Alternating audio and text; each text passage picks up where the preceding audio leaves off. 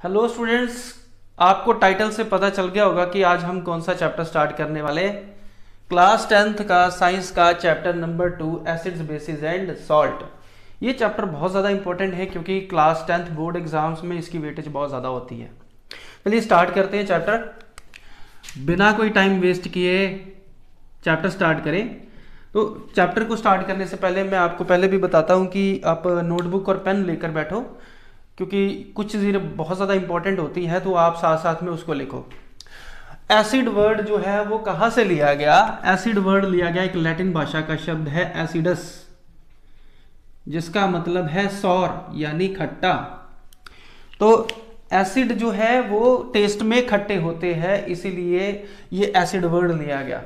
तो खट्टी चीज़ें आप डेली काफ़ी सारी खाते हो, जैसे लेमन है, टेमरिन है, रॉ मैंगोज है, ये सारी की सारी चीज़ों में एसिड होता है। अब बेस क्या होता है? बेस जो होता है वह उनका टेस्ट बेटर होता है, यानी कि कड़वा होता है। अब कड़वी चीज़ें आप डेली काफ़ी सारी खाते हो, कॉफ़ी पीते हो, चाय पीते हो, तो वो भी कड़वी होती है। तो इसका मतलब कि उनमें क्या होता है? बेस। पर आप सारे एसिड्स और सारे बेसिस का टेस्ट नहीं कर सकते। रीज़न कि लेबोरेटरी में काफ़ी सारे एसिड्स और बेसिस ऐसे होते हैं जो क्रोजिव होते हैं, जिनको टेस्ट करना तो दूर की बात कि अगर स्किन पे भी पड़ जाए तो स्किन डैमेज हो सकती है। तो ऐसे में हम क्या करेंगे? ऐसे में हम यूज़ करेंगे इंडिकेटर्स का, एसिड बेस इंडिकेटर्स का।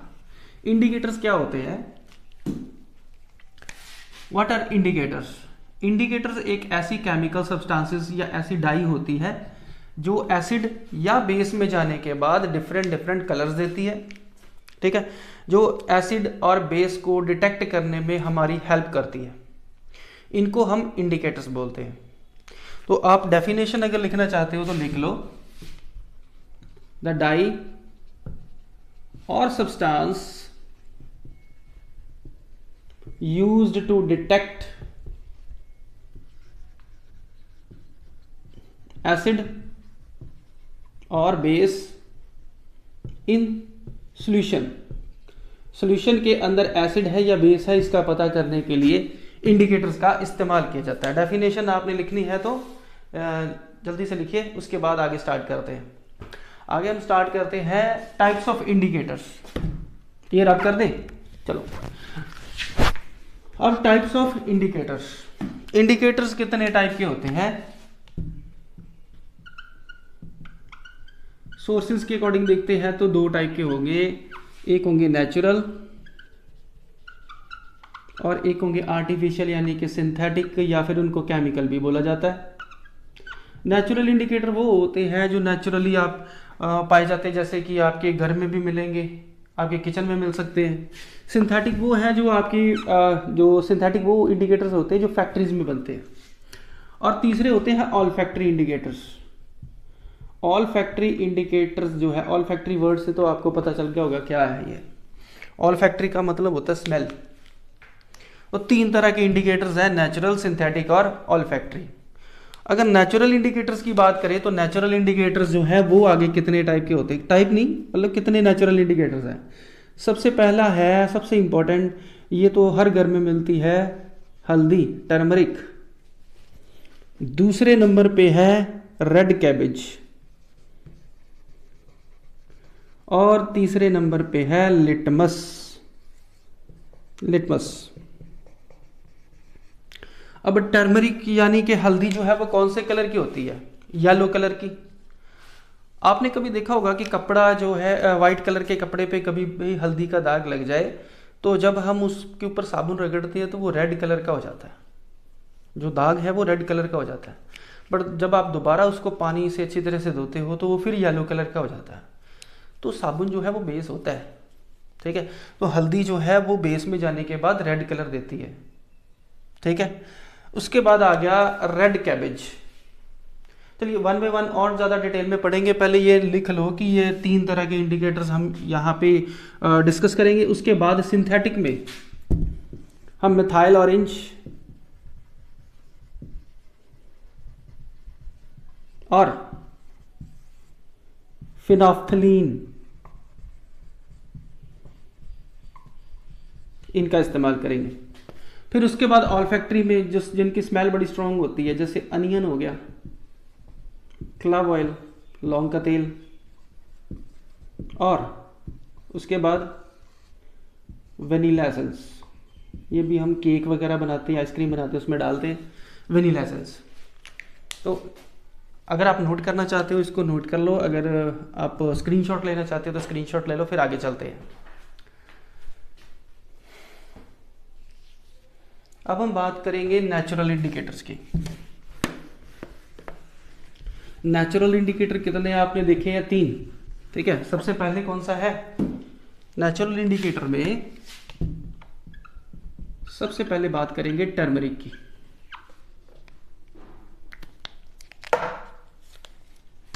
टर्मरिक यानी कि हल्दी। ये तो मैंने आपको बता ही दिया कि जो एसिड होता है उसमें इसका कलर येलो, और बेस में जाने के बाद इसका कलर रेड होता है। ठीक है, एक तरफ मैंने लिखा ए और एक तरफ मैं लिख देता हूँ बी, यानी कि एसिड, और एक तरफ लिख देता हूँ बी यानी बेस। तो एसिड में जाने के बाद कौन सा कलर होगा और बेस में जाने के बाद कौन सा कलर होगा? एसिड में जाने के बाद इसका कलर होगा येलो, या न्यूट्रल सब्सटेंसेस में भी। न्यूट्रल सब्सटेंस आप सोच रहे होंगे कि न्यूट्रल सब्सटेंसेस क्या होता है? जो चीज़ ना तो एसिड होती है ना बेस होती है, एसिड और बेस के बीच वाली जो होती है जिनकी प्रॉपर्टीज, उनको हम न्यूट्रल सब्सटेंसेस बोलते हैं। एसिड जो टर्मरिक जो है वो एसिड में जाने के बाद येलो कलर देगी, और बेस में जाने के बाद ये रेड कलर देगी। ठीक है, इसको आप घर पे भी यूज़ कर सकते हो। अगर आपके पास लिक्विड डिश वॉश सोप है तो आप उसको पानी में डिज़ोल्व करो, उसके बाद आप आधा चम्मच हल्दी जो है उसके अंदर डालकर देखो तो उसका कलर एकदम से रेड कलर हो जाएगा। बट जब आप किसी एसिडिक सब्सटेंस जैसे कि लेमन जूस, उसके अंदर वाटर डाल दो, सोल्यूशन बना लो उसका, उसके अंदर जब आप हल्दी डालोगे तो उसका कलर येलो रहेगा। तो इसका मतलब है कि टर्मरिक जो है वो एसिड में येलो और बेस में जाके रेड कलर देती है। अब दूसरा पढ़ते हैं हम रेड कैबेज। रेड कैबेज जो है वो क्या करती है? रेड कैबेज देखी है अभी आपने?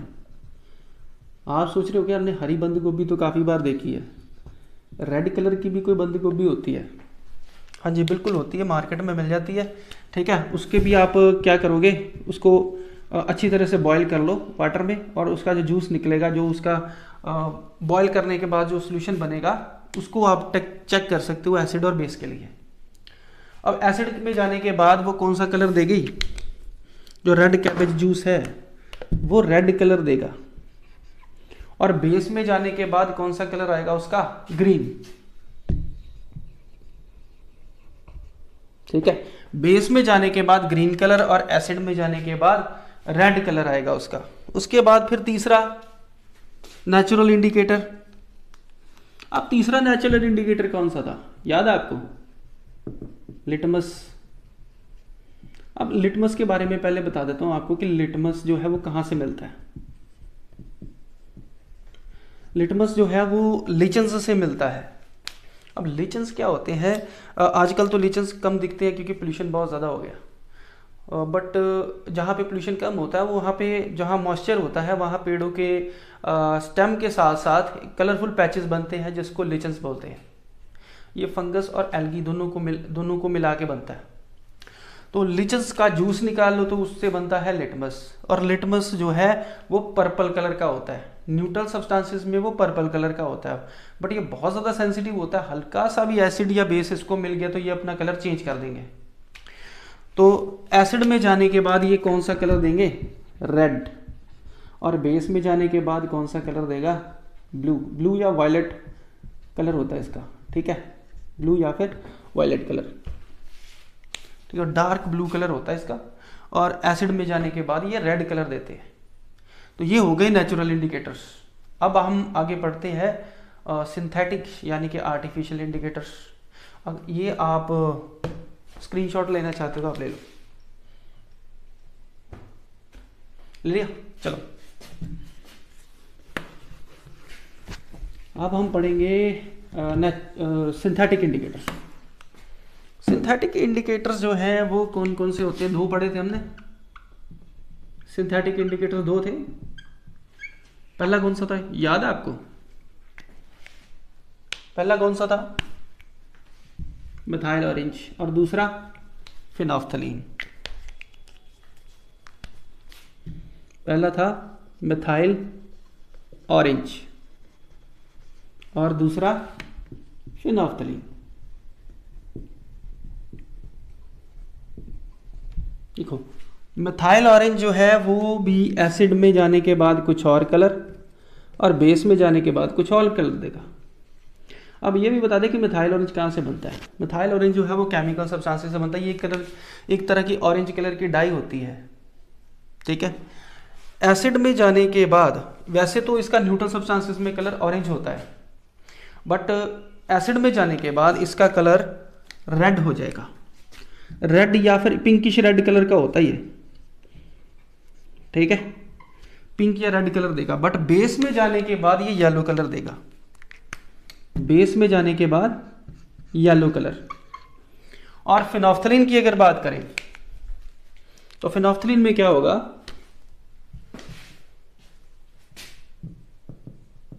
ये एसिड में कौन सा कलर देगा और बेस में कौन सा कलर देगा? देखो एसिड में या न्यूट्रल सब्सटेंसेस में जो इसका कलर होगा वो होगा कलरलेस, वो होगा कलरलेस, यानी कि इसका कोई कलर नहीं होगा, बिल्कुल वाटर जैसा कलर होगा इसका। बट बेस जैसे ही जाएगा तो ये पिंक कलर देगा, ठीक है। ये था सिंथेटिक इंडिकेटर्स का इस्तेमाल। फिनोफ्थलीन कहाँ से मिलता है? फिनोफ्थलीन एक रिएक्शन करवाई जाती है ऑर्गेनिक कंपाउंड्स। अब आप ऑर्गेनिक कंपाउंड सोच रहे होंगे कि क्या होता है, कार्बन के कंपाउंड्स होते हैं, ठीक है। दो चीज़ें होती हैं, उनको आपस में रिएक्शन करवा के फिनोफ्थलीन बनता है। सिंथेटिक इंडिकेटर्स क्लियर हो गया। अब हम पढ़ते हैं ऑल्फैक्टरी इंडिकेटर्स। ये स्क्रीनशॉट लेना चाहते हो तो आप ले लो। चलो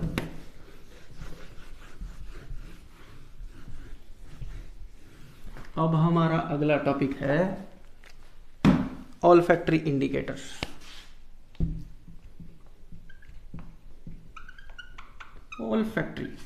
ऑल्फैक्टरी का मतलब होता है स्मेल। यहां पे लिख लो, ऑल्फैक्टरी का मतलब है स्मेल।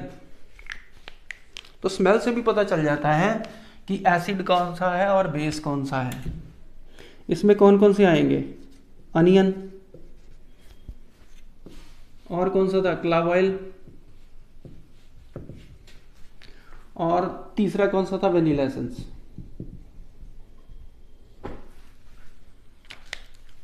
अब अनियन तो पता ही है, आप डेली यूज करते हो। क्लाव ऑयल यानी लौंग का तेल होता है, तो लौंग जो है वो कई बार आप चावल वगैरह में डालते हो।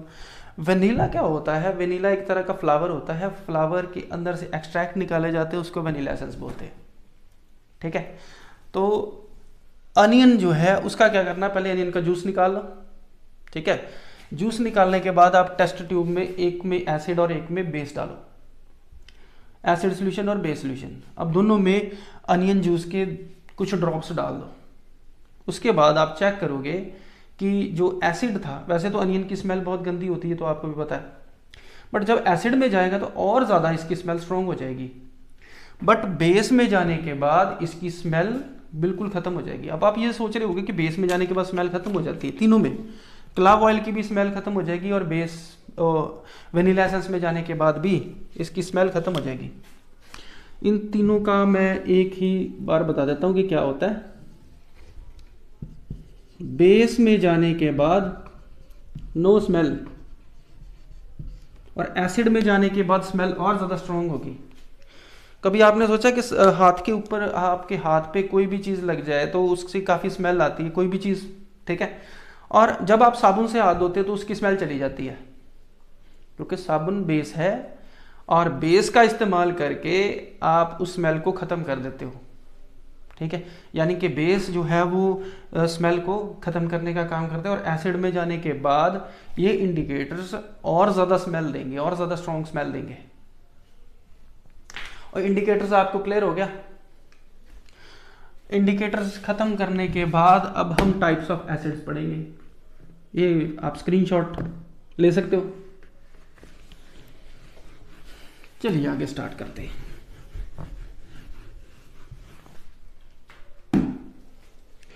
अब आगे आ गया टाइप्स ऑफ एसिड्स।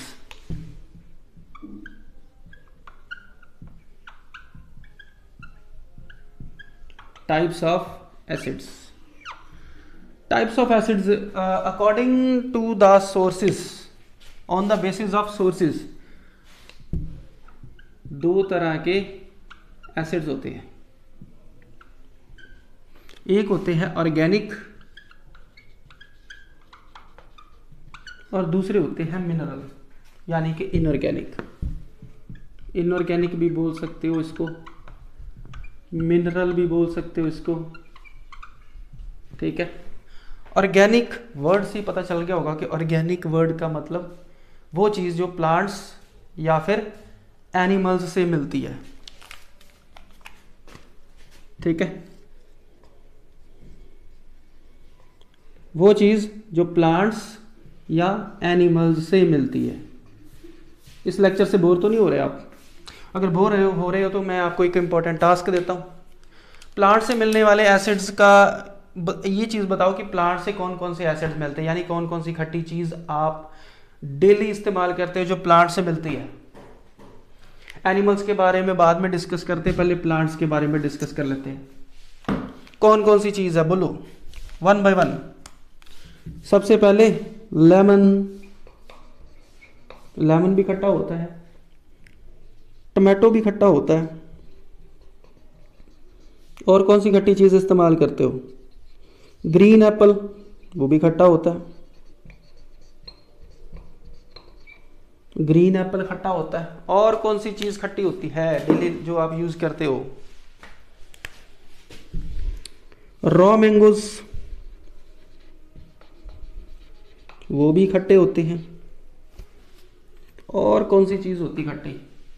और टैमरिंड, वो तो भूल ही गए, इमली, वो भी खट्टी होती है। टैमरिंड। ये कुछ चीज़ एग्जाम्पल्स मैंने आपको एसिड्स के दिए जो प्लांट से मिलते हैं, ठीक है जी। लेमन के अंदर कौन सा एसिड होता है? लेमन के अंदर साइट्रिक एसिड होता है। कौन सा एसिड होता है? Citric acid. टमाटो के अंदर ऑक्सैलिक एसिड होता है।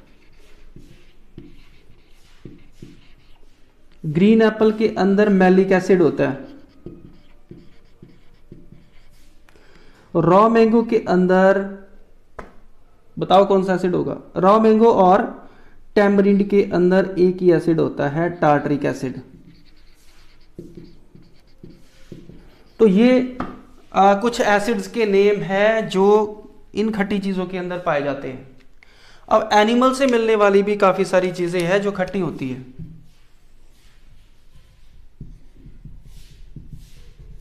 घुमाओ घुमाओ, अपना दिमाग घुमाओ और बताओ कि एनिमल से कौन सी चीज़ है जो मिलती है जो खट्टी होती है। दूध पीते हो आप, पर दूध खट्टा नहीं होता। हाँ, दूध से दही बनता है, वो खट्टा होता है। तो यानी कि कर्ड खट्टी होती है। अगर आपको कभी मधुमक्खी डंक मार जाए, ठीक है, उसमें भी एसिड होता है, ठीक है। बी स्टिंग में भी एसिड होता है, तभी तो इतनी दर्द होती है। और कौन सी चीज़ होगी? हमारी अपनी बॉडी से भी एसिड प्रोड्यूस होता है, यूरिक एसिड। ह्यूमंस के वेस्ट मटेरियल से, यूरिन से पैदा होता है यूरिक एसिड, ठीक है। यूरिन में पाया जाता है यूरिक एसिड। तो ये कुछ एसिड्स हैं एनिमल्स के जो से मिलते हैं। तो हम इसको पढ़ते हैं कि कौन कौन सा। कर्ड में कौन सा एसिड होता है? ये तो पता ही होगा आपको, 6th क्लास से पढ़ते आ रहे हो। कर्ड में कौन सा एसिड होता है? Lactic acid. बी स्टिंग में कौन सा एसिड होता है? बी स्टिंग, मधुमक्खी के डंक में फॉर्मिक एसिड।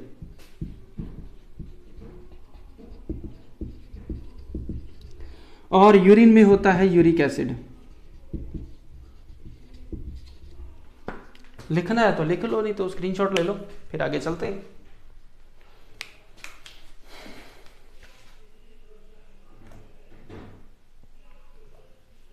अब उसके बाद हम इनऑर्गेनिक एसिड्स की बात करते हैं। यहाँ से मैं रब कर देता हूँ।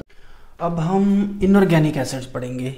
इनऑर्गेनिक एसिड्स जो हैं वो उनको मिनरल एसिड्स भी बोलते हैं। मिनरल्स का मतलब क्या है? वो चीज़ें जो ज़मीन के नीचे से यानी अर्थ में से, वाटर में से या एयर में से मिलती हैं उनको हम मिनरल्स बोलते हैं। ऐसे नॉन मेटल्स जो अर्थ से या वाटर से या एयर से मिलते हैं, हम उससे एसिड बनाते हैं, हम उनको मिनरल एसिड या इनऑर्गेनिक एसिड बोलते हैं। अब ज़मीन के नीचे से सल्फर निकलता है, फॉस्फोरस भी निकलता है, एयर में नाइट्रोजन प्रेजेंट होती है,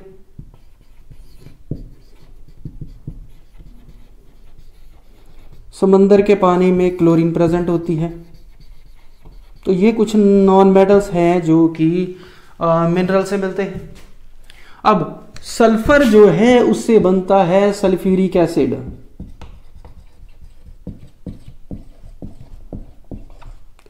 फॉस्फोरस से बनता है फॉस्फोरिक एसिड।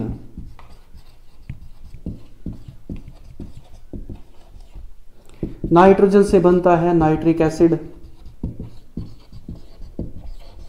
और क्लोरीन से बनता है हाइड्रोक्लोरिक एसिड।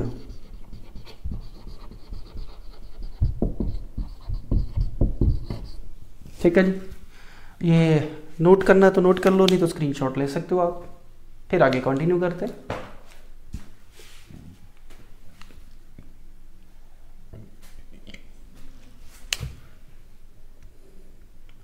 चलिए रब करते हैं। अब फिर से टाइप्स ऑफ एसिड पढ़ेंगे, बट इस बार पढ़ेंगे सोर्सेज नहीं, इस बार पढ़ेंगे हम कॉन्सेंट्रेशन। कॉन्सेंट्रेशन के हिसाब से दो तरह के एसिड्स होते हैं। कंसंट्रेशन क्या होता है? वो जो आप स्टडीज में लगाते हो, जो स्टडीज में लगाते हो उसको भी कॉन्सेंट्रेशन बोलते हैं। कॉन्सेंट्रेशन का मतलब है कि वाटर में एसिड की मात्रा कितनी है, ठीक है, सॉल्यूट की मात्रा सॉल्यूशन में कितनी है, that is called the concentration. अब एसिड्स को आप एक ही चीज में डिसॉल्व कर सकते हो, वाटर में। तो वाटर में जितनी ज्यादा अमाउंट होगी एसिड की, वो एसिड होगा कॉन्सेंट्रेटेड। कौन सा एसिड होगा? कॉन्सेंट्रेटेड। और अगर किसी एसिड में वाटर की मात्रा ज़्यादा है यानी कि एसिड की मात्रा कम है, तो ऐसे एसिड को हम डाइल्यूट एसिड बोलते हैं। तो दो तरह के एसिड्स होते हैं, एक कॉन्सेंट्रेटेड और एक डाइल्यूट एसिड्स। इसमें वाटर की मात्रा बहुत कम होती है, यानी कि स्मॉल अमाउंट ऑफ वाटर होता है इसमें, और एसिड की मात्रा ज़्यादा होती है। जबकि डाइल्यूट एसिड्स में लार्ज अमाउंट ऑफ वाटर होता है, इसमें वाटर की मात्रा बहुत ज़्यादा होती है। Okay, dilute acids. और अब एसिड्स जो है वो मार्केट में मिलते हैं, वो ज़्यादातर कॉन्सेंट्रेटेड एसिड्स होते हैं। अगर उनको डाइल्यूट एसिड करना हो तो कैसे करेंगे आप? सोचो ज़रा। अगर कॉन्सेंट्रेटेड एसिड को डाइल्यूट बनाना है तो आप क्या करोगे? डाइल्यूट को कॉन्सेंट्रेटेड नहीं बना सकते, क्योंकि वाटर को आप उसमें से निकालने की कोशिश करोगे तो वो निकलेगा नहीं, बट ऐड तो कर सकते हो वाटर। तो दो तरीके हैं डाइल्यूट एसिड बनाने के, देखते हैं कौन कौन से हैं।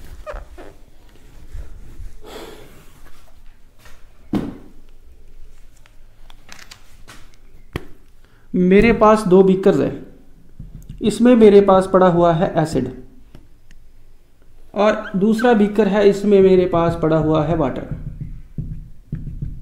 मुझे डाइल्यूट एसिड तैयार करना है। ये है मेरे पास एसिड, यहाँ पे है मेरे पास वाटर। अब दो तरीके हैं डाइल्यूट एसिड बनाने के, या तो मैं एसिड में वाटर डाल दूं, या फिर मैं वाटर के अंदर एसिड डाल दूं। दो तरीके। अगर मैं एसिड में वाटर डालूंगा तो पता है क्या होगा? एसिड में वाटर डालते ही जो एसिड है, एसिड और वाटर की जो रिएक्शन होती है वो एक्सोथर्मिक होती है, यानी कि बहुत ज़्यादा हीट प्रोड्यूस होती है।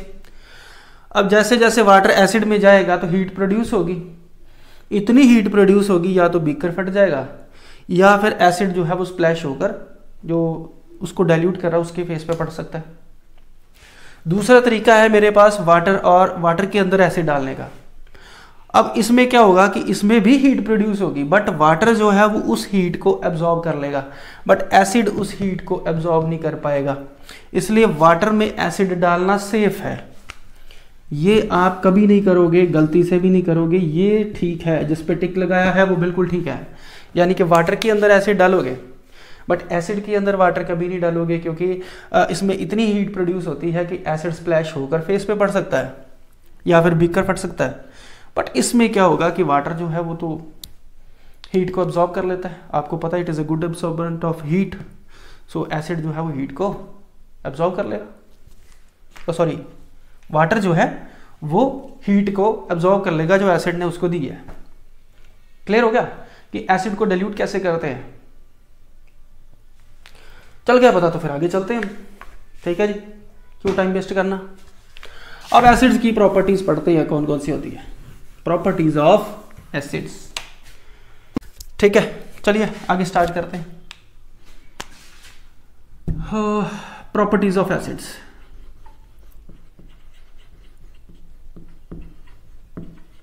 वैसे आपको बता दूं कि आज गर्मी बहुत होती है और फैन ऑफ करके ये वीडियोस बनाना बहुत मुश्किल काम होता है, और एक ऐसी जगह पे जहाँ पे शोर ना हो, क्योंकि शोर शराबा होगा तो इसकी आवाज़, आसपास की आवाज़ जो है वो वीडियो में जाएगी। तो यहाँ देखो कितनी शांति है, और गर्मी बहुत ज़्यादा है। क्यों? क्योंकि फ़ैन भी ऑफ किया हुआ है। तो ऐसे में अगर आप वीडियोस देखते हो तो आप उसको लाइक कर सकते हो, सब्सक्राइब कर सकते हो चैनल को, और वीडियोस को शेयर भी कर सकते हो। ठीक है, ज़बरदस्ती कोई नहीं है। ठीक है, चलिए प्रॉपर्टीज़ ऑफ एसिड्स पढ़ते हैं। सबसे पहले हमने एसिड की डेफिनेशन पढ़ी थी। एसिड की डेफिनेशन क्या थी? दो substances which are sour in taste. तो क्या आएगा प्रॉपर्टी पहली इसकी? सॉर इन टेस्ट, खट्टे होते टेस्ट में।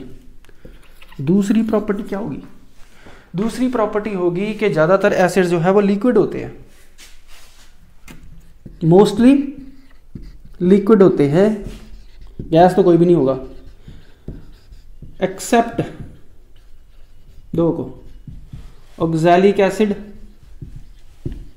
बोरिक एसिड, और भी काफ़ी है, बेंजोइक एसिड भी होता है। ये सारे सॉलिड होते हैं। ऑक्सैलिक एसिड सॉलिड होता है, बोरिक एसिड सॉलिड होता है। बोरिक एसिड तो शायद आपने यूज़ भी किया होगा, सॉलिड होता है। ठीक है, कई बार आँख में कचरा चला जाए तो आई वॉश करते हैं उससे, बोरिक एसिड से। अब तीसरी प्रॉपर्टी है कि they are good conductor of electricity. ये गुड कंडक्टर ऑफ इलेक्ट्रिसिटी होते, बट कॉन्सेंट्रेटेड नहीं, डाइल्यूट। ठीक है, जो डाइल्यूट एसिड्स होते हैं उनमें से इलेक्ट्रिसिटी पास होती है। ये तीन प्रॉपर्टीज थी एसिड्स की।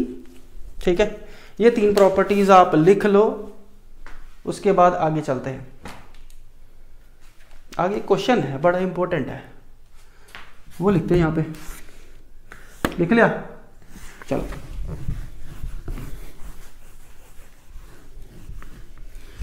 अगला क्वेश्चन है कि आपके पास, ये एनसीईआरटी की बुक में भी क्वेश्चन है, आपके पास 3 टेस्ट ट्यूब्स है। एक का सैंपल है ए, दूसरे का सैंपल है बी, तीसरे का सैंपल है सी। अब इसमें एक न्यूट्रल है, एक एसिड है और एक बेस है। 3 टेस्ट ट्यूब्स हैं, लेबल कर दिया गया ए, बी और सी। ए टेस्ट ट्यूब में हमने डाल दिया, कुछ भी डाल दिया। 3 सब्सटेंसेस है आपके पास, मैं यहाँ पे लिख देता हूँ। 3 सब्सटेंसेस है। पहला है न्यूट्रल, किसी में भी न्यूट्रल हो सकता है, किसी में भी एसिड सोल्यूशन हो सकता है, किसी में भी बेस सोल्यूशन हो सकता है। अब आपको ये आइडेंटिफाई करना है कि इसमें एसिड कौन सा, बेस कौन सा है और न्यूट्रल कौन सा। टेस्ट तो आप कर नहीं सकते, तो एक तरीका है, आपको मैं एक ब्लू लिटमस दे देता हूँ। ये है मेरे पास ब्लू लिटमस, ये ब्लू लिटमस पेपर है, यानी कि स्ट्रिप होती है एक। ठीक है, ये है आपके पास ब्लू लिटमस, बस यही चीज़ है आपके पास। इससे आपको तीनों को आइडेंटिफाई करना है। अब कैसे करोगे, एक ही है ब्लू लिटमस ही है आपके पास।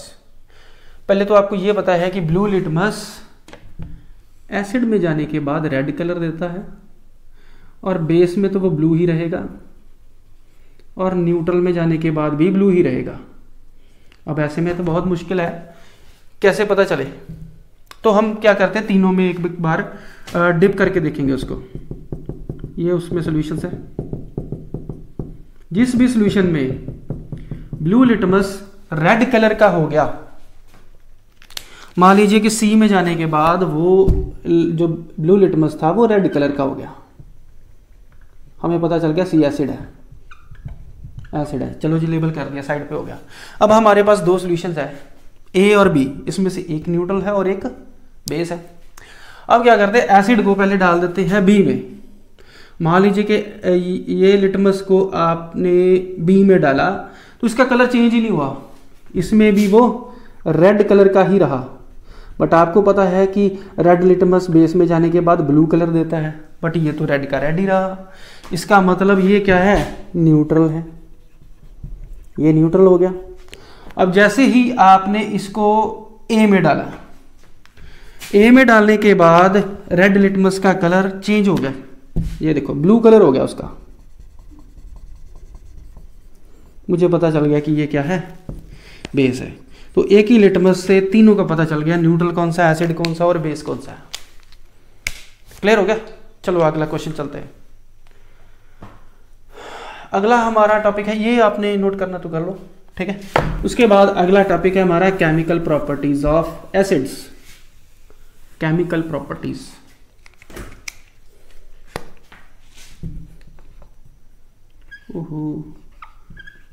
Chemical properties of acids. चलो, chemical properties of acids most important topic. क्यों? क्योंकि इसमें से सबसे ज्यादा क्वेश्चंस आते हैं।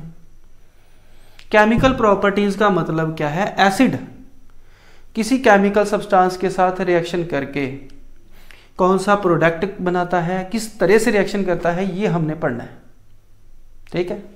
चलो कंटिन्यू करते हैं। केमिकल प्रॉपर्टीज ऑफ एसिड्स, यानी कि एसिड्स किस चीज के साथ रिएक्शन करके कौन सा प्रोडक्ट बनाते हैं, ये हम पढ़ते हैं। Reaction of acids with, reaction of acids कौन कौन सी चीजों के साथ रिएक्शन करेंगे एसिड? पहले मेटल्स के साथ रिएक्शन करवाएंगे इसकी, फिर इसके बाद मेटल कार्बोनेट्स के साथ इसकी रिएक्शन होगी,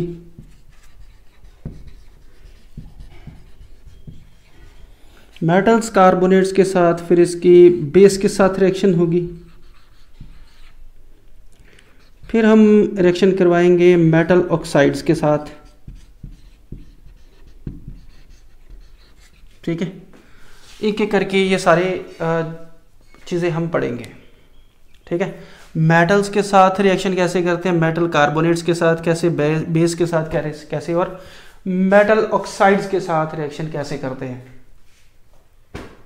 सबसे पहले रिएक्शन होगी एसिड्स की मेटल्स के साथ, reaction of acids with metals, reaction of acids with metals, metals के साथ रिएक्शन। मेटल कौन सी हो, जिंक हो सकता है, आयरन हो सकता है, मैग्नीशियम हो सकता है, ठीक है जी। और एसिड के साथ जब इसकी रिएक्शन होगी, कोई भी एसिड ले लेते हैं, हर एसिड के आगे H लगा होता है, ये आप याद रखना, स्टार्टिंग में H लगा होता है। सल्फ्यूरिक एसिड का फार्मूला H2SO4, हाइड्रोक्लोरिक एसिड का फार्मूला HCl, नाइट्रिक एसिड का फार्मूला HNO3, यानी कि स्टार्टिंग में सबके साथ H लगा होता है। ये चीज़ अब इसमें काम आएगी, ठीक है। एसिड के साथ जो स्टार्टिंग में H लगा हुआ है वो मेटल के साथ रिप्लेस होगा। H क्या है, हाइड्रोजन। मान लीजिए कि सल्फ्यूरिक एसिड के साथ रिएक्शन हुई जिंक की, तो जिंक और H2 ये आपस में एक्सचेंज होंगे। ये आपने कहाँ पे पढ़ा था, डिस्प्लेसमेंट रिएक्शन में क्या होता है, एक एलिमेंट जब एक कंपाउंड के साथ रिएक्शन करता है तो वो कंपाउंड में से एलिमेंट को बाहर निकाल देता है और उसकी जगह पे खुद आ जाता है। अब जिंक ने सल्फ्यूरिक एसिड के साथ रिएक्शन की तो जिंक सल्फेट बनेगा और उसने हाइड्रोजन को निकाल कर बाहर कर दिया। सेम आयरन के साथ भी यही रिएक्शन होगी। आयरन के साथ किसी और की रिएक्शन करवा देते हैं, HCl की रिएक्शन करवा देते हैं। अब HCl के साथ जब रिएक्शन होगी तो आयरन क्लोराइड बनेगा यानी FeCl3 बनेगा और साथ में बनेगी हाइड्रोजन। हाइड्रोजन का हमेशा फार्मूला आप H2 लिखोगे, चाहे सिंगल H हो या 2H लगे हो या चाहे 3H लगे हो, बट आपने फार्मूला उसका H2 लिखना है क्योंकि हाइड्रोजन मॉलिक्यूलर फॉर्म में H2 फॉर्म में ही मिलती है और मॉलिक्यूलर हाइड्रोजन ही प्रोड्यूस होगी। अब रिएक्शन को बैलेंस आप कर सकते हो, यहाँ पे 6 लगाओगे, यहाँ पे 3 लगाओगे, रिएक्शन बैलेंस हो गई। यहाँ पे 2 लगाओगे, यहाँ पे 2 लगाओगे, देखो रिएक्शन बैलेंस होगी। अब मैग्नीशियम के साथ रिएक्शन करवा दो, सल्फ्यूरिक एसिड की करवा दो, चाहे हाइड्रोक्लोरिक एसिड चाहे नाइट्रिक एसिड है, किसी की भी रिएक्शन करवा दो। HCl की करवा देते हैं, मैग्नीशियम क्लोराइड बन गया MgCl2 प्लस हाइड्रोजन। अब सब में एक चीज कॉमन है, कोई भी मेटल किसी भी एसिड के साथ रिएक्शन करे तो ये और ये साल्ट है, साल्ट बनेगा प्लस हाइड्रोजन गैस प्रोड्यूस होगी।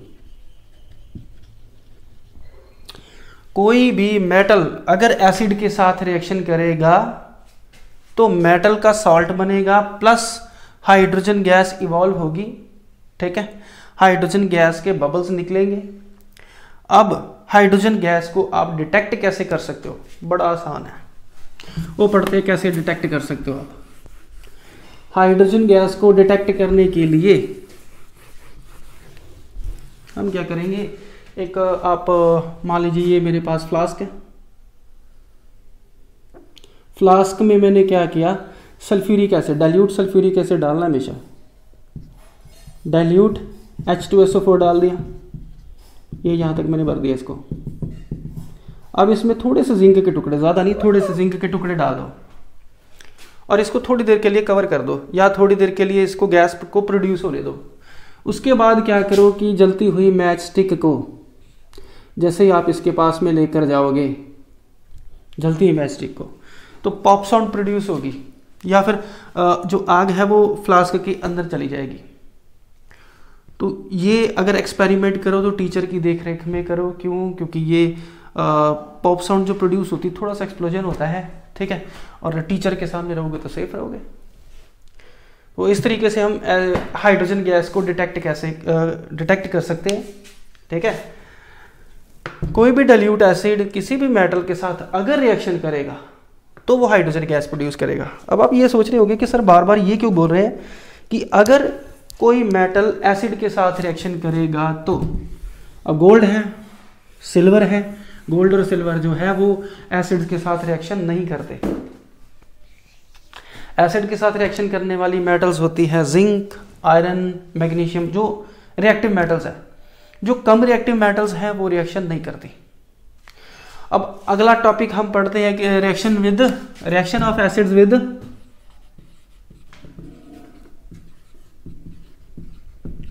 Metal carbonates.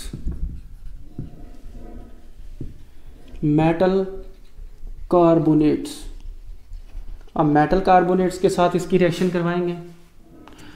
मान लीजिए फिर कोई मेटल कार्बोनेट है, सोडियम कार्बोनेट है, Na2CO3 है, कोई भी कार्बोनेट आप ले सकते हो, सोडियम कार्बोनेट है, मैग्नीशियम कार्बोनेट है, कैल्शियम कार्बोनेट है, कोई भी कार्बोनेट है, उसकी रिएक्शन करवाएंगे किसी भी एसिड के साथ। HCl के साथ करवा दो, सल्फ्यूरिक एसिड के साथ करवा दो, नाइट्रिक एसिड के साथ करवा दो, किसी के साथ भी करवा दो, एसिड के साथ होना चाहिए, बस वो एसिड होना चाहिए, ठीक है। अब क्या करेंगे, ये है कार्बोनेट, ये है मेटल कार्बोनेट और ये है एसिड। मेटल कार्बोनेट्स जब भी एसिड के साथ रिएक्शन करेंगे, ये देखो यहां पे है एक H और यहां पे है O, यहां पे 2 H हैं। अब हाइड्रोजन और ऑक्सीजन आपस में मिलेंगे तो वाटर बनाएंगे, कर दिया जी वाटर साइड पे। अब ये सोडियम है और ये क्लोरीन है, तो बड़ा ही पॉपुलर, बड़ा ही कॉमन साल्ट है एक, क्या नाम है उसका, NaCl, सोडियम क्लोराइड। अब कुछ बच गया, यहाँ से एक ऑक्सीजन निकल गया, यहाँ से 2 हाइड्रोजन निकल गए, यहाँ पे 2 सोडियम, यहाँ पे भी 2 क्लोरीन है, तो 2 NaCl बन गया। साथ में देखो यहाँ पे एक कार्बन डाइऑक्साइड भी है, CO2, कार्बन डाइऑक्साइड गैस, वो भी प्रोड्यूस होगी। जब भी मेटल कार्बोनेट किसी भी डाइल्यूट एसिड के साथ रिएक्शन करेंगे तो salt plus CO2 plus water produce करेंगे। ठीक है, CO3 में से एक ऑक्सीजन जो है वो आप वाटर के लिए रख दो, बाकी क्या बचा, 2 ऑक्सीजन और 1 कार्बन, बन गया कार्बन डाइऑक्साइड। और यहाँ से 2 हाइड्रोजन निकलेंगे एसिड से और 1 ऑक्सीजन को ले उड़ेंगे और बन जाएगा वाटर, बाकी जो बचेगा वो साल्ट बना देगा। ये आप खुद सॉल्व करो। मैग्नीशियम कार्बोनेट और सल्फ्यूरिक एसिड आपस में रिएक्शन करेंगे तो क्या होगा, ये मैग्नीशियम है, ये सल्फेट है, तो मैग्नीशियम सल्फेट बन गया। मेटल कार्बोनेट का मेटल और एसिड का H छोड़कर जो बाकी बाद में है, H के बाद में जो लगा हुआ है वो आपस में रिएक्शन करके साल्ट बना देंगे। और क्या बचेगा, H2 और यहाँ पे O, H2O और साथ में कार्बन डाइऑक्साइड CO2। कोई भी मेटल कार्बोनेट जब भी किसी एसिड के साथ रिएक्शन करेगा, salt plus water plus carbon dioxide gas produce करेगा। ये आप खुद कर सकते हो। कैल्शियम नाइट्रेट बनेगा, CaNO3 2। अब आप सोच रहे होंगे कि किसी के पैर में 2 डाल दिया, कोई सिंगल है, कोई SO4 सिंगल है, ये कैसे पता चलता है। यहाँ से आपको निकालना है वाटर, यहाँ पे 1 हाइड्रोजन है तो आपको यहाँ पे 2 हाइड्रोजन करने हैं, तो इसका मतलब है कि यहाँ पे अगर मैंने 2 लगा दिया तो 2 NO3 बनेंगे। 2 NO3 एक कैल्शियम के साथ रिएक्शन करेंगे तो कैल्शियम नाइट्रेट बनेगा, plus water plus carbon dioxide. ठीक है, इजी है। चलिए आगे, एक और कंपाउंड होता है कार्बोनेट, उसको हम बोलते हैं मेटल हाइड्रोजन कार्बोनेट या मेटल बाइकार्बोनेट।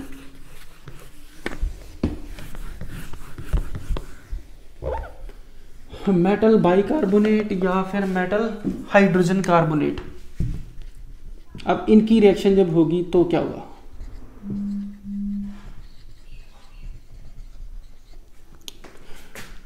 फिर वही NaHCO3,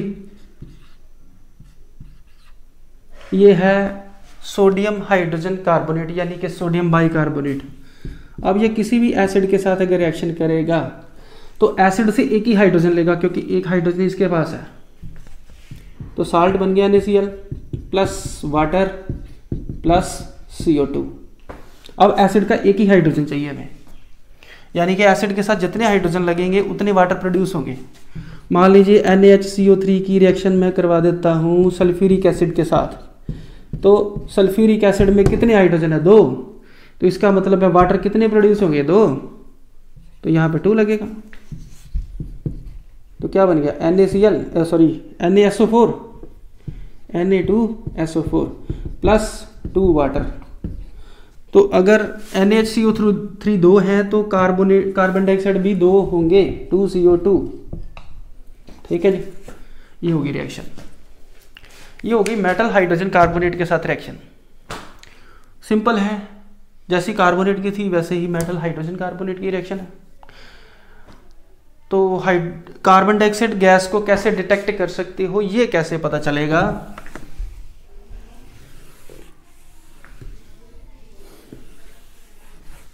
चलो मान लीजिए कि कार्बन डाइऑक्साइड गैस अब प्रोड्यूस हुई है, इसको पता टेस्ट करना है, तो मैं उस कार्बन डाइऑक्साइड गैस को पास करता हूँ एक टेस्ट ट्यूब के अंदर से। उस टेस्ट ट्यूब के अंदर मैंने जो स्ट्रॉ पाइप डाला या कुछ भी रखा हुआ, उसको मैंने ये लाइम वाटर के अंदर डिप किया हुआ है। ठीक है, एक स्ट्रॉ पाइप लिया, यहाँ पे मैंने स्टॉपर लगा दिया हुआ है, ठीक है, यहाँ पे मैंने स्टॉपर लगा दिया हुआ, यहाँ से कार्बन डाइऑक्साइड गैस यानी जो गैस प्रोड्यूस हुई उसको यहाँ से पास किया जाएगा। यहाँ पे मैंने एक और स्ट्रॉ पाइप लगा दिया हुआ है ताकि कार्बन डाइऑक्साइड जो आई है वो बाहर भी निकल जाए। ये लाइम वाटर जो होता है ये कलरलेस होता है, but carbon dioxide gas pass करने के बाद ये मिल्की हो जाएगा। ठीक है, ऐसा क्यों होता है? लाइम वाटर का जो फार्मूला होता है वो कैल्शियम हाइड्रोक्साइड यानी कि CaOH2 होता है। अब इसमें कार्बन डाइऑक्साइड गैस आपने पास कर दी तो ये हो जाएगा लाइम वाटर मिल्की यानी CaHCO3। ठीक है, CaHCO3 हो गया, कैल्शियम कार्बोनेट बन गया, कैल्शियम हाइड्रोजन कार्बोनेट जो कि मिल्की होता है। ठीक है, चलिए आगे चलते हैं।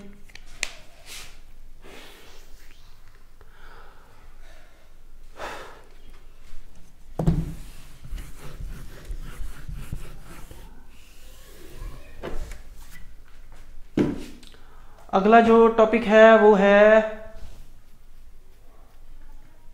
Reaction of acids with basis.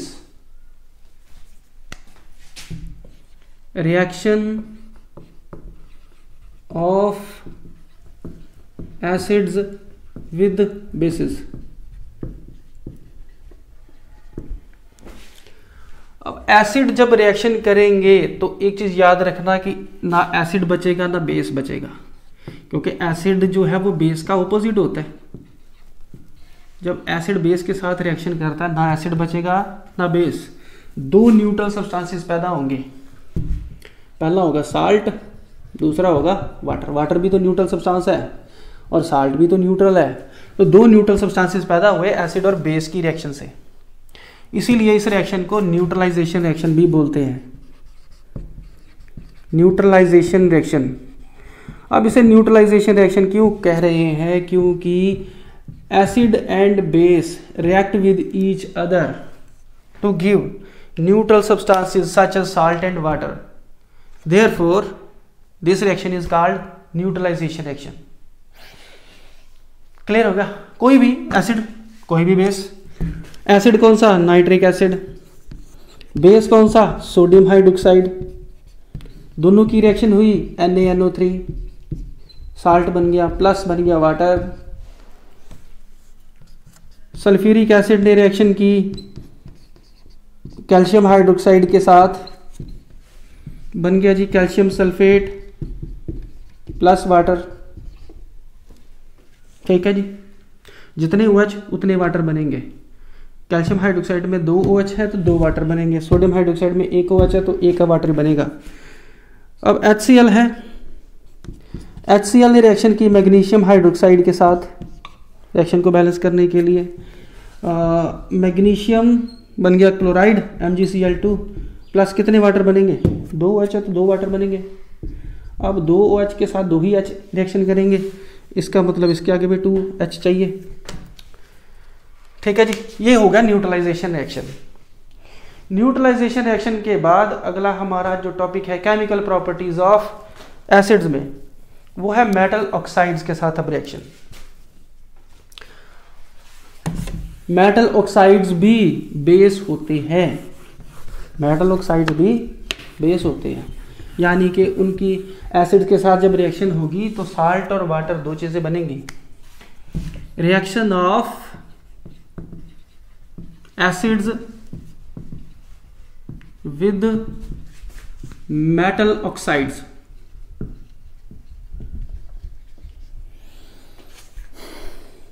अब एसिड से रिएक्शन करेंगे, मान लो HCl है, HCl ने रिएक्शन की सोडियम ऑक्साइड के साथ Na2O के साथ। रिएक्शन करने के बाद बन गया NaCl यानी कि साल्ट प्लस वाटर H2O। ठीक है जी, वही बन गया। देखो एसिड ने, क्योंकि ये जो मेटल ऑक्साइड होते हैं ये बेस ही होते हैं, तो इनकी रिएक्शन करने के बाद साल्ट और वाटर 2 चीज़ें बन गई। कोई और चीज़ ले लेते हैं, copper oxide, copper oxide plus sulphuric acid. इनकी जब आपस में रिएक्शन हुई तो कॉपर सल्फेट बन गया, प्लस बन गया वाटर। ठीक है, reaction of acids with metal oxides. Chemical properties of acids जो है वो आपका क्लियर हो गया। एक और चीज बता दें आपको कि कॉपर ऑक्साइड जो है वो ब्लैक कलर का होता है और कॉपर सल्फेट ब्लू कलर का होता है। ब्लैक कलर के कॉपर ऑक्साइड में एसिड डालने पर ब्लू कलर का साल्ट बनता है। ठीक है, और साल्ट क्या है, न्यूट्रल है, प्लस वाटर। अब प्रॉपर्टीज ऑफ बेसिस पढ़ते हैं, physical properties of basis. Physical properties of basis. Bore तो नहीं हो रहे आप? बोर हो रहे हो तो बता दो फिर प्रॉपर्टीज इसकी जल्दी से। Physical properties of basis.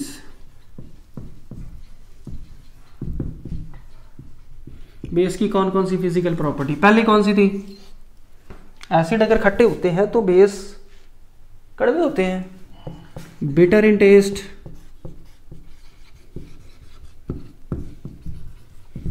Bitter in taste. दूसरी प्रॉपर्टी उसमें था कि एसिड्स के जो सॉल्यूशन होते हैं वो गुड कंडक्टर ऑफ इलेक्ट्रिसिटी होते हैं।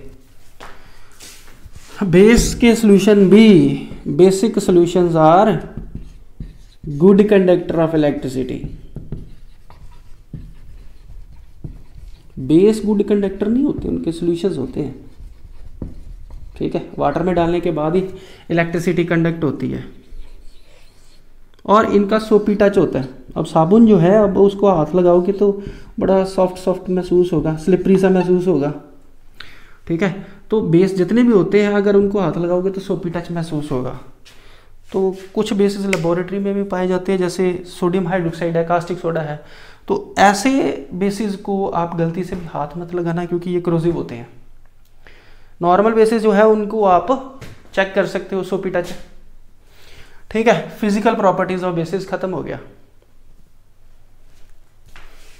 हमारा अगला टॉपिक है chemical properties of basis. Chemical properties of basis, यानी कि बेस जो है वो किसी चीज के साथ कैसे रिएक्शन करते हैं। अब कौन कौन सी चीज है, मान लीजिए ये मेटल्स के साथ कैसे रिएक्शन करते हैं। फिर उसके बाद हम पढ़ेंगे नॉन मेटल ऑक्साइड्स के साथ कैसे रिएक्शन करते हैं। फिर उसके बाद हम पढ़ेंगे एसिड्स के साथ कैसे रिएक्शन करते हैं। एसिड्स के साथ रिएक्शन आप ऑलरेडी पढ़ चुके हो, वह कैसे एसिड बेस के साथ रिएक्शन करे या बेस एसिड के साथ। बात तो एक है, अगर आपने एसिड की केमिकल प्रॉपर्टीज में पढ़ा था कि एसिड्स बेस के साथ कैसे रिएक्शन करते हैं, तो केमिकल प्रॉपर्टीज ऑफ बेस में आपने ये पढ़ चुके हो कि वो एसिड के साथ कैसे रिएक्शन करते हैं। यानी कि हम सिर्फ दो टॉपिक्स पढ़ेंगे, कि ये वाला एक ये वाला, मेटल्स और नॉन मेटल ऑक्साइड्स। सबसे पहले पढ़ते हैं मेटल्स। मेटल्स के साथ बेस कैसे रिएक्शन करते हैं। Reaction of base with metals. Reaction of base with metals. Metals के साथ बेस कैसे रिएक्शन करेंगे। अब आप सोच रहे होंगे कि एसिड भी तो मेटल्स के साथ रिएक्शन करते हैं और बेस भी मेटल के साथ रिएक्शन करते हैं, तो ये कैसे पॉसिबल हो सकता है। बेस जो है वो मेटल का हाइड्रोक्साइड होता है, तो ये मेटल्स के साथ कैसे रिएक्शन कर सकता है। दो ही मेटल्स हैं, एक है जिंक, दूसरा है एल्यूमिनियम। ऐसे मेटल्स जो एसिड के साथ भी रिएक्शन कर लेते हैं और बेस के साथ भी, हम उनको एम्फोटेरिक मेटल्स बोलते हैं। ये दोनों मेटल्स जो हैं ये क्या है, एम्फोटेरिक है। एम्फोटेरिक, एम्फो का मतलब दोनों साइड पे, एम्फोटेरिक मेटल्स है। अब ये बेस के साथ हम रिएक्शन करवा देते हैं। मान लीजिए यहाँ पे सोडियम हाइड्रोक्साइड के साथ करवा दिया, यहाँ पे आप सोडियम हाइड्रोक्साइड या पोटेशियम हाइड्रोक्साइड भी यूज कर सकते हो। ठीक है, मैंने यहाँ पे भी सोडियम हाइड्रोक्साइड यूज किया। अब इन दोनों की आपस में रिएक्शन जब करवाओगे तो जो बेस के साथ मेटल है वो पहले नंबर पे आएगा, NaZnO2। अगर O2 आया तो सोडियम भी 2 होंगे, यहाँ पे 2 लग गया। ठीक है, अब बाकी क्या बचा, हाइड्रोजन। जब एसिड ने मेटल के साथ रिएक्शन की थी तो हाइड्रोजन गैस प्रोड्यूस की थी, तो बेस के साथ भी जब मेटल्स रिएक्शन करेंगे तो हाइड्रोजन गैस ही प्रोड्यूस करेंगे। दूसरा आ गया एल्यूमिनियम के साथ। एल्यूमिनियम सोडियम हाइड्रोक्साइड के साथ रिएक्शन करेगा, NaAlO2 plus hydrogen gas produce होगी। ठीक है, अब यहाँ पे भी सोडियम हाइड्रोक्साइड 2 होंगे, यहाँ पे भी 2 होंगे, और फिर यहाँ पे एल्यूमिनियम भी 2 होंगे। ठीक है, reaction of base with metals. देखो हाइड्रोजन जो है वो H2 फार्मूला होता है, यहाँ से H2 निकालने के लिए हमें सोडियम 2 करने पड़े, ऑक्सीजन भी 2 करने पड़े, इसलिए हमने यहाँ पे ये चीज लगाई। क्लियर? ओके, चलिए आगे स्टार्ट करते हैं। अगला कौन सा था, reaction of base with non metal oxides. यहां पे कुछ गड़बड़ लग रही है। हाँ, ये दोबारा कर देता हूं मैं। यहां पे वाटर भी ऐड होगा, अब ठीक होगा। NaAlO2 प्लस हाइड्रोजन, अब यहां पे 2 लगेगा। ठीक है, अब होगी रिएक्शन बैलेंस्ड, या अभी भी प्रॉब्लम है। और यहाँ पे हाँ, हाइड्रोजन जो है वो यहाँ पे है टोटल 2 वाटर लगेंगे यहाँ पे, और 3 हाइड्रोजन बनेंगे यहाँ पे। अब बैलेंस्ड है। ओके, अब हो गई इक्वेशन बैलेंस्ड। ठीक है, वाटर इसमें क्यों ऐड किया, क्योंकि सोडियम हाइड्रोक्साइड सोल्यूशन जो है वो वाटर में ही बनता है। ठीक है, वाटर सोडियम हाइड्रोक्साइड रिएक्शन है। अगला है with non metal oxides.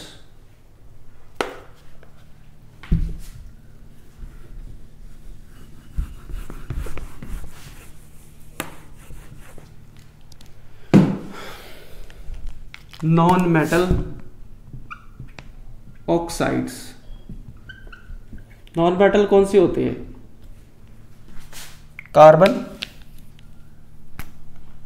Carbon होता है, सल्फर होता है, फास्फोरस होता है, ये नॉन मेटल्स होते हैं। इनके ऑक्साइड्स के साथ बेस की रिएक्शन, मान लीजिए मेरे पास है सोडियम हाइड्रोक्साइड। सोडियम हाइड्रोक्साइड ने कार्बन डाइऑक्साइड के साथ रिएक्शन की, सोचो क्या प्रोडक्ट बनेगा। सोडियम हाइड्रोक्साइड ने कार्बन डाइऑक्साइड के साथ रिएक्शन की तो बनेगा Na2CO3 सोडियम कार्बोनेट, यहाँ पे 2 लगेगा, और साथ में बनेगा वाटर। नॉन मेटल ऑक्साइड जो होते हैं वो एसिडिक होते हैं, ये तो पता है आपको। All the metal oxides are bases and all the non metal oxides are acidic.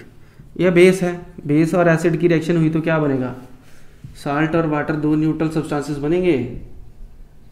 ये 2 न्यूट्रल सब्सटेंसेस बन गए।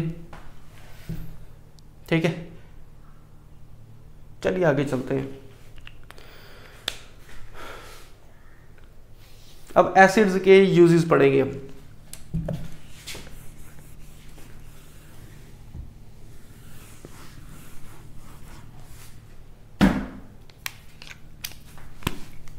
Uses of acids. एसिड्स के यूजेस कहाँ कहाँ होते हैं। आपके घर में इन्वर्टर तो होगा, बैटरीज वगैरह यूज करते हैं उसके साथ। तो बैटरीज जो है वो उसमें कौन सा एसिड होता है, H2SO4 यानी sulphuric acid. Sulphuric acid is used in car batteries. Car batteries में सल्फ्यूरिक एसिड का इस्तेमाल किया जाता है। जो नाइट्रिक एसिड है HNO3, इसका इस्तेमाल किया जाता है used in manufacturing fertilisers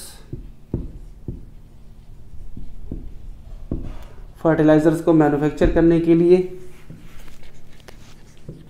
making explosives like TNT. TNT होता है ट्राई नाइट्रोटोलिन यानी कि बारूद, एक्सप्लोजिव्स, धमाका करने के लिए नाइट्रिक एसिड का इस्तेमाल किया जाता है। फर्टिलाइजर्स वगैरह भी बनते हैं, जैसे HCl हाइड्रोक्लोरिक एसिड, इसका इस्तेमाल टैनिंग इंडस्ट्री में किया जाता है।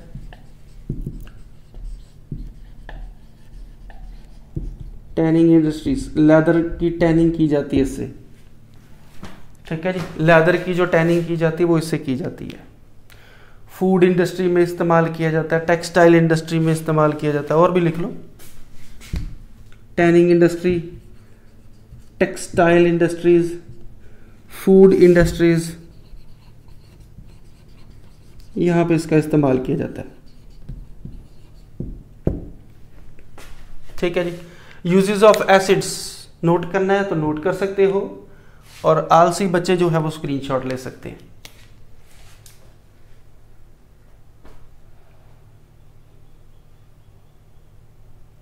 चलिए आगे चलते हैं यूजेस ऑफ बेसिस पे। यूजेस ऑफ बेसिस,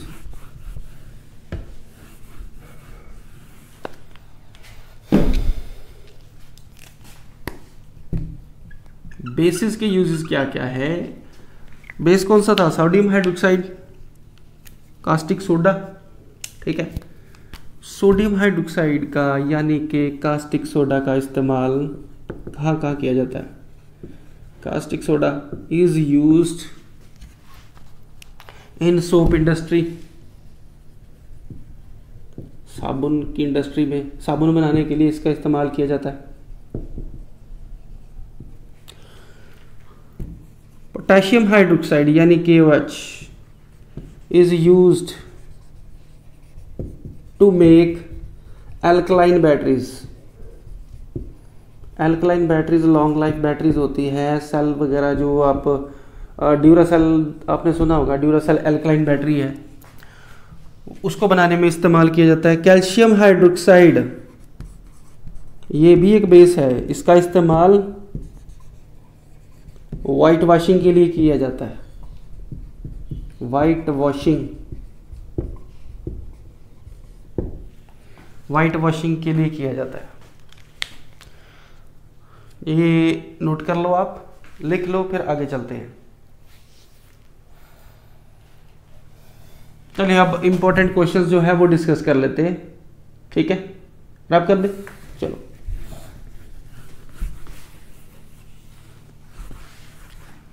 हमारा पहला क्वेश्चन है,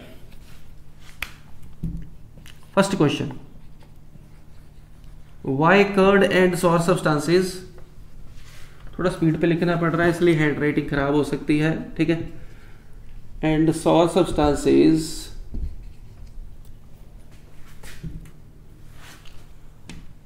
not kept in brass, not kept in brass and copper vessel। Question ये है कि कोई भी खट्टी चीज या दही वगैरह हम पीतल या तांबे के बर्तन में क्यों नहीं रखते। अब हर खट्टी चीज में क्या होता है? एसिड। कर्ड और सॉर सब्सटेंसेस में क्या होगा? एसिड। और अगर एसिड मेटल के साथ रिएक्शन करेगा तो क्या होगा? एसिड मेटल की रिएक्शन में एक तो बर्तन खराब हो जाएगा, दूसरा है कि जो आपकी खाने वाली चीज़ है जैसे दही या कोई भी खट्टी चीज़ है तो वो उसके साथ रिएक्शन करेगी और जिसकी वजह से पॉइजनिंग हो जाएगी, ठीक है, खाना पॉइजनस हो जाएगा। इसलिए हम दही या खट्टी चीज़ों को ब्रास या कॉपर के वेसल्स में नहीं रखते। क्लियर? अगले क्वेश्चन पे चलते हैं। अगला क्वेश्चन है, बोल देता हूं मैं, लिखने में बहुत टाइम वेस्ट होता है, ठीक है। Which gas is liberated when metals react with acid. तो कौन सी गैस प्रोड्यूस होगी? बोल, सोचो जरा, सोचो। अगर एसिड्स मेटल के साथ रिएक्शन करेंगे, एसिड मेटल के साथ जब भी रिएक्शन करते हैं तो मेटल सॉल्ट बनता है प्लस हाइड्रोजन गैस बनती है। ये हाइड्रोजन गैस इवॉल्व हुई। हाइड्रोजन गैस को कैसे डिटेक्ट कर सकते हो आप? आपको बताया था कि जब भी इसको जलाया जाता है पॉप साउंड प्रोड्यूस होती है। Okay, when the flame come near to the hydrogen gas, क्या होगा? पॉप साउंड प्रोड्यूस होगी, the pop sound will be produced. Okay, clear हो गया? तो ये था लास्ट क्वेश्चन इस वीडियो का। तो पार्ट 2 में आगे का चैप्टर हम कंटिन्यू करेंगे। आपको मेरा ये वीडियो कैसा लगा मुझे कमेंट करके ज़रूर बताइए। अगर कोई कमी है तो मैं उसको अगले वीडियो में ठीक करने की कोशिश करूँगा। बाकी लाइक सब्सक्राइब करना ये आपकी रिस्पॉन्सिबिलिटी है, ठीक है? वो मैं आपको ज़बरदस्ती नहीं बोलता, क्योंकि मैं आपके लिए वीडियोस बनाता हूँ। इस टाइम सुबह के 4:30 है, 4:30 बजे हुए। तो आपके लिए एक टीचर जो है वो उठता है, आपके लिए वीडियो बनाता है, फ़ैन ऑफ करके गर्मी में वो वीडियो बना रहा है। तो इतना तो आपकी रिस्पॉन्सिबिलिटी बनती है कि आप उसको लाइक करो, चैनल को सब्सक्राइब करो, वीडियो को शेयर करो। And thank you very much.